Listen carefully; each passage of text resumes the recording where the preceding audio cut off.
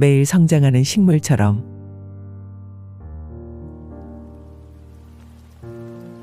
몇 년 전까지만 해도 반려동물은커녕 반려식물도 키우지 않고 살아왔었다.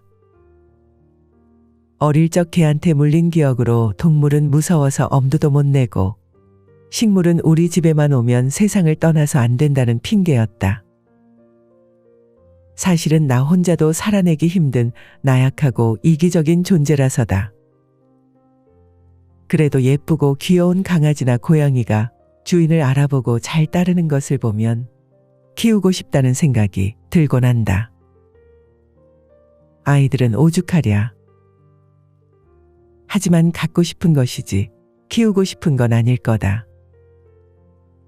한 생명이 온다는 건 그만큼 더 큰 책임감을 필요로 하는 일이니까. 옆집 강아지들 덕분에 조금 익숙해지긴 했어도 아직도 날카로운 이빨을 가진 동물이 무섭다. 그나마 식물들은 나에게 덤비지도 않고 돌아다니지 않고 공기정화도 되고 예쁘다. 잔소리도 없고 조용하다.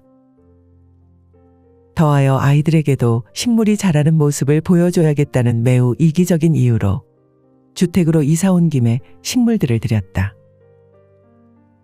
그런데 웬일로 우리 집에 들여온 식물들이 잘 자라고 있다. 세상에서 가장 착한 친구 같은 느낌이다. 솔직히 또 죽겠거니 기대도 하지 않았는데 상상 이상으로 잘 자라서 이제는 정이 절로 간다. 최근담에는 권력으로 얻은 부귀와 명예는 화병 속의 꽃과 같고 재능으로 얻은 부귀와 명예는 화분 속의 꽃과 같으며 덕망으로 얻은 부귀와 명예는 숲속에 핀 꽃과 같다는 구절이 나온다. 권력과 재능 그리고 덕망에 대한 비유이지만 식물을 키우다 보니 오히려 꽃이야기에 눈길이 간다. 우리 집에 온 식물들이 갑자기 잘 자라서 드디어 가드닝 실력이 늘었나 착각했다. 당연히 아니지. 내가 아니라 자연의 힘이었다. 자연에서 온 꽃과 나무들을 땅에 돌려주었기 때문이었다. 뿌리가 없는 화병의 꽃은 화려하지만 며칠 가지 않아 시들고 화분의 꽃 또한 물을 주고 수시로 가꾸지 않으면 시들어버린다. 그러나 숲속에 핀 꽃은 공들여 가꾸지 않아도 잘 자란다.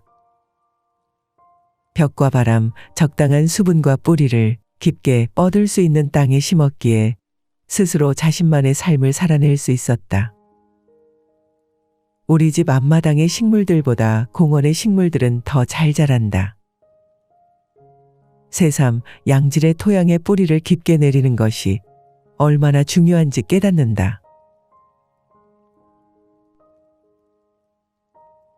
한 번도 이렇게 긴 시간 동안 식물이 살아남은 적이 없기에 가지치기라는 것을 해본 적이 없었다.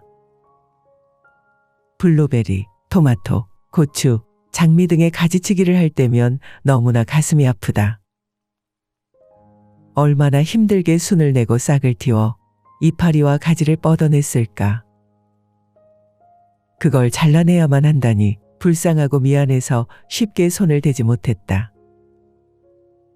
전지가위를 들고 한참을 쳐다보고만 있었다. 자라는 것만으로도 너무나 감사한 일이지만 블루베리가 열매를 맺지 않으면 이 나무는 자신의 역할을 다하는 게 아닌 건지도 모른다. 격가지를 잘라주지 않으면 열매를 맺지 못하고 다른 곳에 영양분이 다 쓰인다고 한다. 내가 심은 그 자리에서 움직이지 못한 채 열매를 맺고 싶어도 맺지 못하고 가만히 있는 식물이 가여워졌다. 주인인 내가 존재 가치를 위협하고 있는 건 아닐까. 귀찮고 무섭고 안타까웠지만 그대로 보고 있을 수는 없다. 불필요한 격가지들을 잘라내고 얼마 지나지 않아 꽃이 피고 더 큰 열매들을 맺었다. 장미는 자른 단면 바로 아래에서 가지가 새로 나와 또다시 꽃을 피웠다.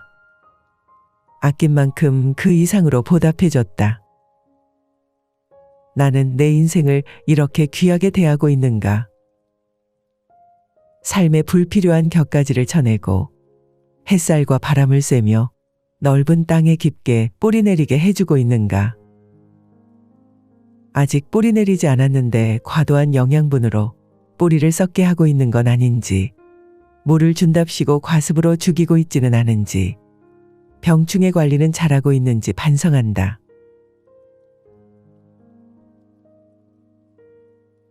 집 뒤쪽 작은 공간에 미녀와 야수의 장미 덩굴을 생각하며 울타리 대신 장미를 심었다. 코랄던 새 그루는 자랑하고 싶을 만큼 예쁘고 향기로운 꽃을 피워냈다.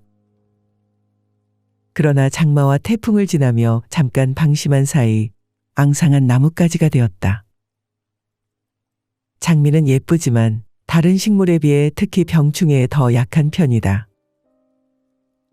5월 수십 송이 꽃을 피워낸 후 진딧물이 생기더니 비가 많이 올 때쯤에는 바이러스로 시들해졌다.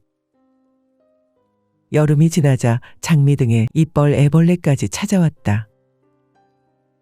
새로 이파리가 나오는 속도보다 애벌레가 갉아먹는 속도가 더 빨라 결국 줄기만 남고 말았다. 움직일 수 없어 속수무책으로 수많은 벌레의 공격을 당하는 착해 빠진 식물이 불쌍했다. 벌레가 너무나 싫어 주택에 올 엄두도 못 냈던 내가 맨손으로 그들을 잡아 죽였다.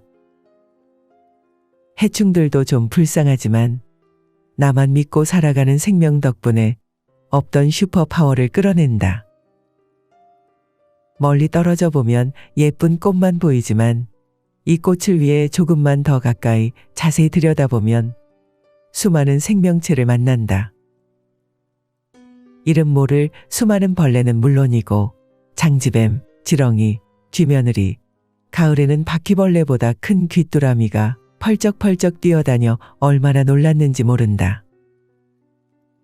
나만 사는 줄 알았던 이 세상에 수많은 존재가 그야말로 생태계를 이루고 있다. 살아있다는 증거다. 사람은 확실히 만물의 영장이 맞나 보다. 그 책임을 다하지 못해 수많은 기후위기에 직면해 있긴 하지만 분명 기르고 키우고 돌보며 기쁨을 느끼면서 우리가 성장하고 있다. 예쁜 꽃만 좋아 심었던 식물들이 관리자의 책임감을 필요로 할 때 귀찮았지만 살아있음을 느끼고 가꾸고 돌본 만큼 커나가는 식물들은 나의 선생님이다.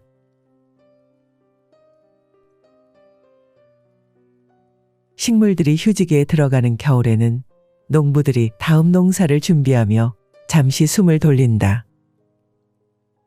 푸릇푸릇하던 풍경이 흑백 모드가 된 것처럼 색이 쏙 빠졌다. 앙상한 나뭇가지들을 보며 괜히 처지는 느낌을 받았다. 한창 식물들이 성장하던 봄, 여름, 가을에 들이던 각종 노력을 하지 않으니 잉여인간이 된 것 같아 한심했다. 길고 긴 겨울이 코로나 때문에 더 힘들게 느껴져 하던 일마저 다 포기해버리고 싶은 마음이 하루에도 수십 번씩 몰아쳤다. 하지만 내 생각과 다르게 겨울에도 자연은 살아있었다. 식물을 키우지 않았더라면 이걸 느꼈을까?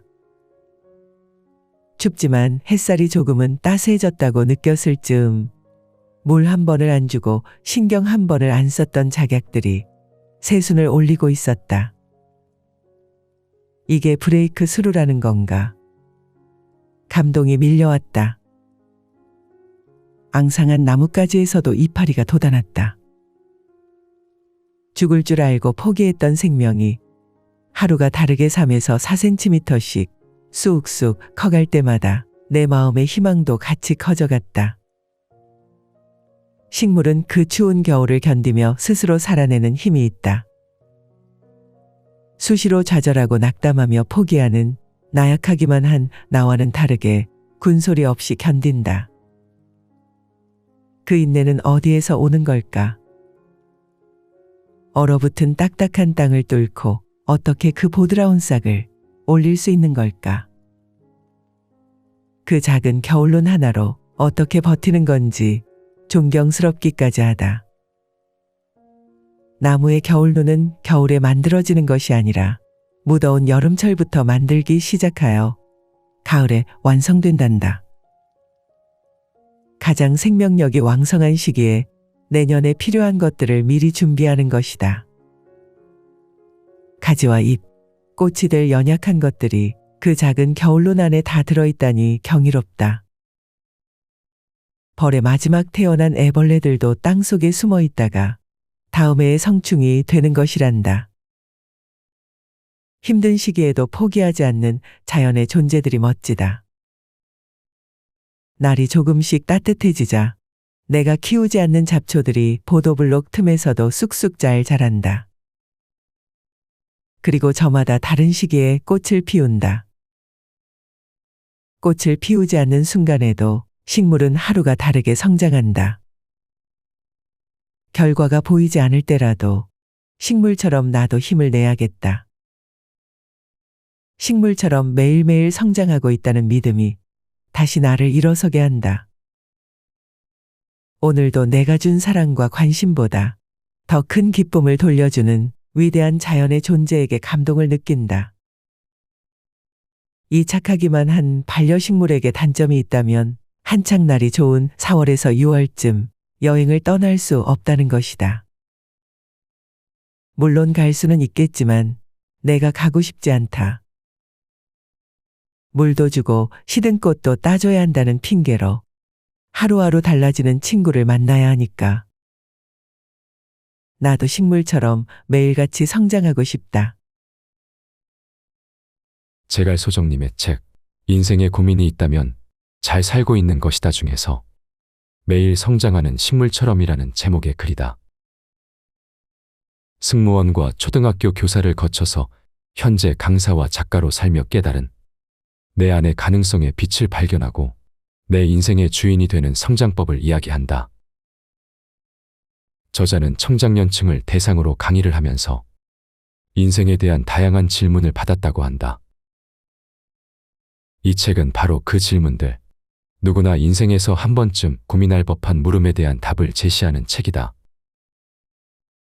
인간관계에서 알아두면 좋을 현명한 처세, 인생을 성장으로 이끄는 습관들, 천천히 나다움을 발견하는 방법에 대해 조언한다.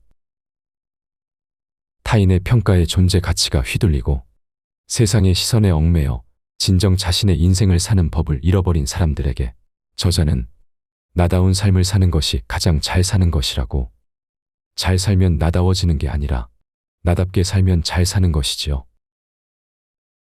나다운 것에는 정답이 없습니다. 라고 말한다. 누구보다 나만의 길을 찾아 치열하게 방황하고 도전하면서 거센 바람에도 흔들리지 않는 단단한 뿌리를 다져온 저자의 좌충우돌 인생살이를 통해 누구보다 소중한 나 자신에게 용기를 주고 인생의 지름길을 발견해 나가는 인사이트를 얻기 바란다.